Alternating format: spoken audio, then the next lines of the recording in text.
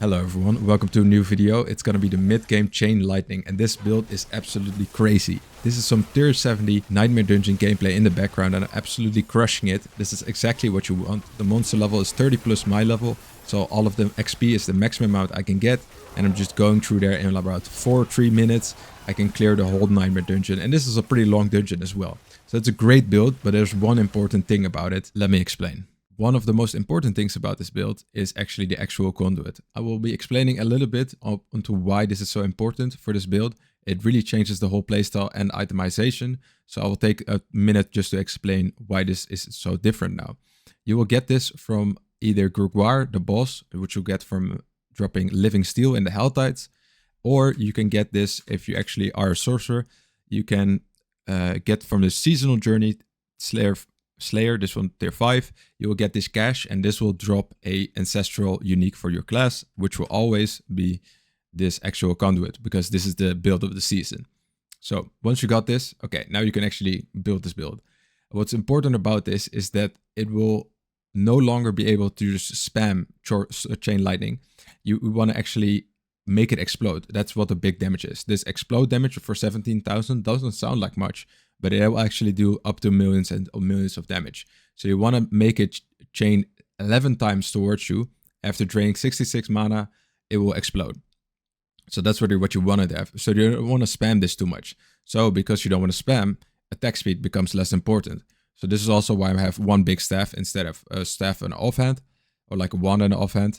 It is because this is something you can't upkeep. So if you try to spam it, you will basically notice that your mana will be gone very fast and you will lose all of the stacks, nothing explodes. But if you just do 1 or 2, your mana can actually upkeep it, and then it will eventually explode for the big 500k damage.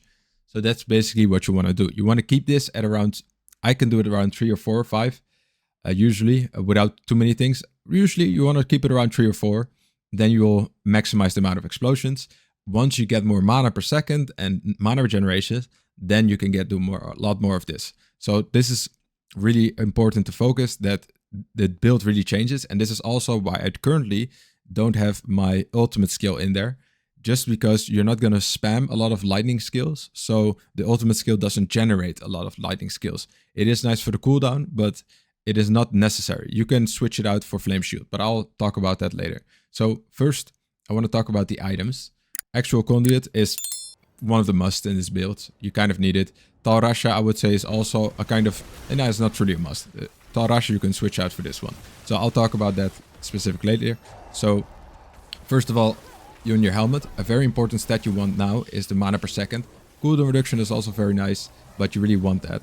And they really don't want that mana per second, because as I've been saying, if you have, let's say, 6 mana per second after masterworking this, then you will be able to keep at least one of these up all the time.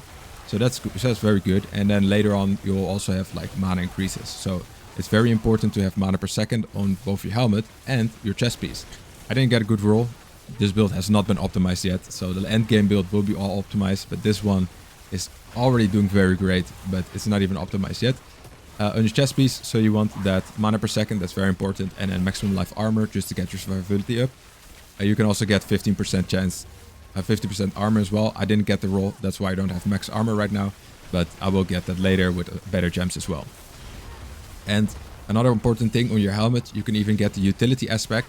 I have daze right now, but if you do choose to go Flame Shield, or like not Flame Shield, Unstable Currents, then you do want the aspect that is actually Orange Herald. Orange Herald is on my boots right now. These will cause you to reduce the cooldown of your ultimate skill by 2 seconds, and is a lucky hit chance. You'll be building quite a lot of lucky hit chance in this build. Lucky hit chance 30% on your Chain Lightning, so it's going to proc quite often, and your cooldown will be reduced quite a lot. But I would only suggest doing this if you really are like tanky, or even though if you really don't, you're not going to spam it anyway, so it's a bit of a hit and miss. You can do Unstable Currents, you will get a few conjurations out of it likely, but it's not really advised if you're struggling with survivability. If you're surviving, easy clearing, go ahead, do it, live a little. So then for your gloves, you want the Unbroken Tether on that, and plus the Chain Lightning. Those are the most important things. Crit chance and attack speed are like number 2 and 3. Attack speed is much less useful, so don't really stress if you don't have any attack speed on there, because you want to keep it around 3 or 4 chain lightnings. That is done like this. That's it. We don't need to attack a lot more. Of course, for your other abilities, a little bit of attack speed would be nice for the increased speed, but it's not really as important as crit chance. Then for your pants, of course, Axial Conduit. If you're going to masterwork this, you want to get the chance to cast the projectiles twice. And yeah, that's the main one you really want to masterwork. Plus 2 chain lightning is of course great to have, but you really will maximize this damage on there. So it's 17,000 damage right now, but you want to maximize that. So get at least somewhere above the 10k, because anything below that is just gonna be bad. I got a GA actually on this one to plus 2 chain lightning, but it didn't have any good damage. It had like 8,000 damage, so that would literally split my damage in half. Wouldn't be worth the +1.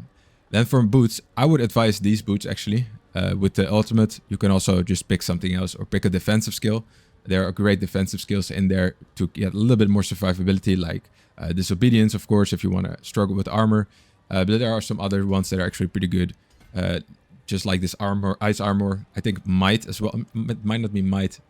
The 25% damage reduction aspect. There's a lot of them that you can just put in there. But I picked these in the beginning because they give 35% all res, cooldown reduction, everything you basically want in boots and more. And then if I didn't do that, I would actually struggle with resistances a little bit. So until I get my Paragon on point and all that kind of stuff, I'm actually going to use these boots. I will not get any of the mana per second, but alas. Then for our staff, we're using a staff because we don't really care too much about attack speed, so it doesn't really matter that much. The one aspect that we lose is a bit of pain, but we do gain that the chain lightning now has a 25% chance, doubled against bosses, to deal 140% increased damage, which means that these explosions can also deal an insane amount of extra damage. So this is very good just for extra damage. It is a 50% chance against bosses, so it's not going to work every time, but this is going to be insane for some of the big crits you want to see. And especially if you have 4 of them running around, that means at least 2 of them will be critting for 140%. And of course, you want intelligence, maximum life, vulnerable damage. A lot of vulnerable damage you can put on this weapon, so that's also very nice. For the amulet, I would say it is either a pick between Stormswell and the Shredding Blades. It is a bit of an iffy thing. If you want to get a lot more vulnerable damage, I think I already have 400% vulnerable damage. But if you would put this on your amulet, that would be 50% increase. So that's over 600%. But if it's more damage than 45% multiplicative damage, I'm not sure. I haven't tested it out that much, but I believe 45% multiplicative damage is more. So that's what I currently have on my amulet. And of course, Tarasha you can switch out for the increased vulnerable damage right here. So you do get that 600% in there. Either way, you can pick that out. I don't have a good Tarasha roll right now, so I've been rolling with this for a long while. And if I get a better roll on Tarasha, I'll probably switch that out. This is also for resistances. Tarasha is very good because the 3 potent warding also gives you a lot of resistance as well. Then for the other ring, I would say very important to this build, recharging. You really need it.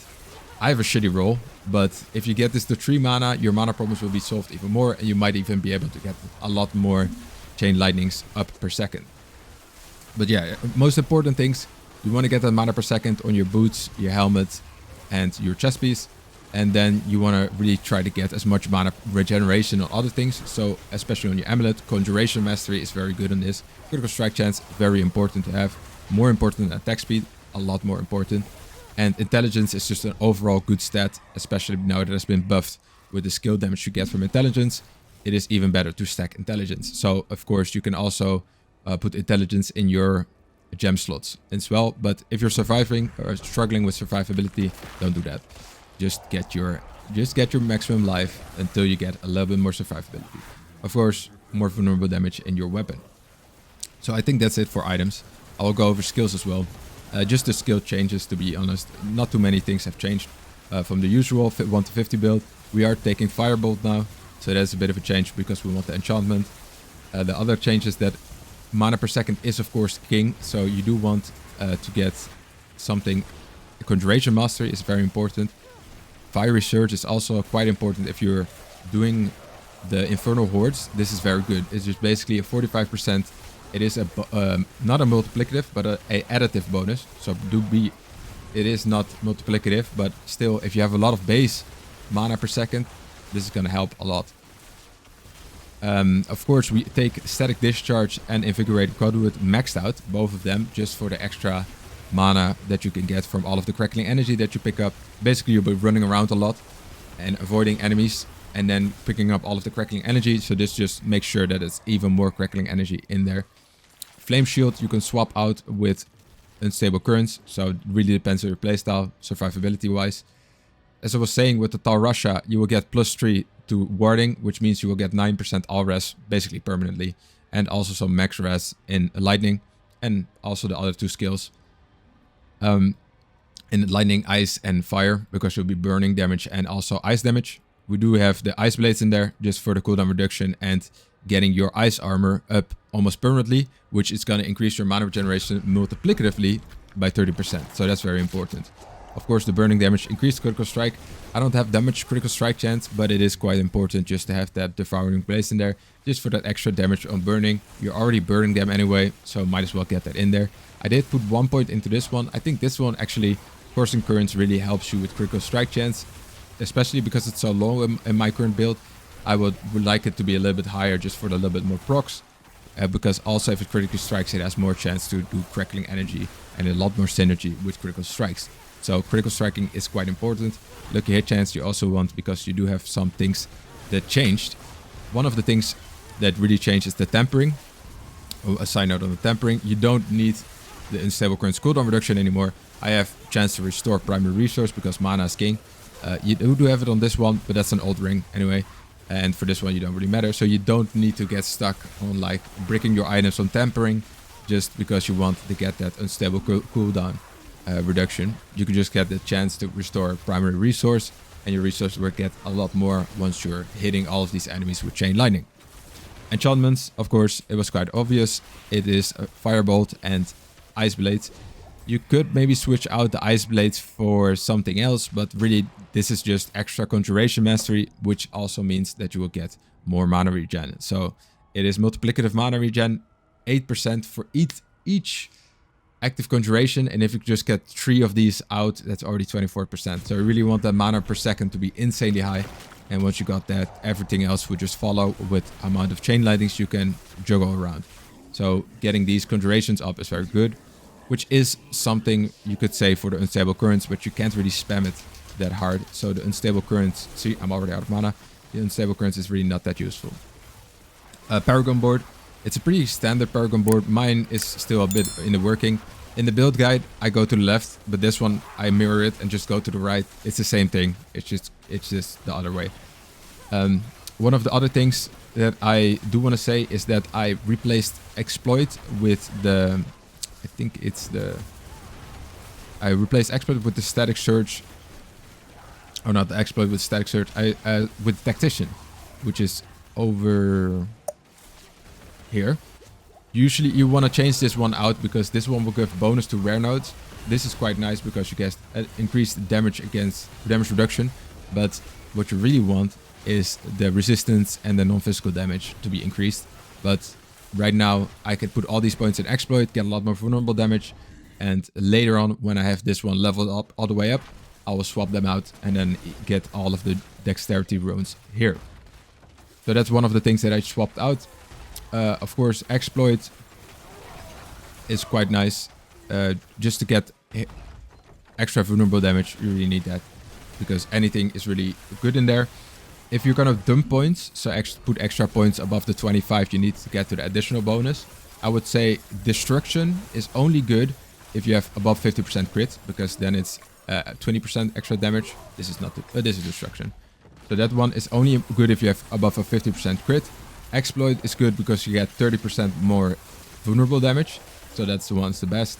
Then the other ones is Enchanter. I think it's somewhere around here. Enchanter, non-physical damage, always good. 10% if you max it out. So Enchanter is always good to put extra points in. And Destruction, Flame Feeder and Destruction. Flame Feeder is pretty good because... Let's see, where's Flame Feeder at? I haven't done this one yet. Here, Flame Feeder. It's just increased damage to burning targets. They're not always burning for the first hit, so sometimes it will not proc, but it is in general just pretty good. So you want to get that one as well.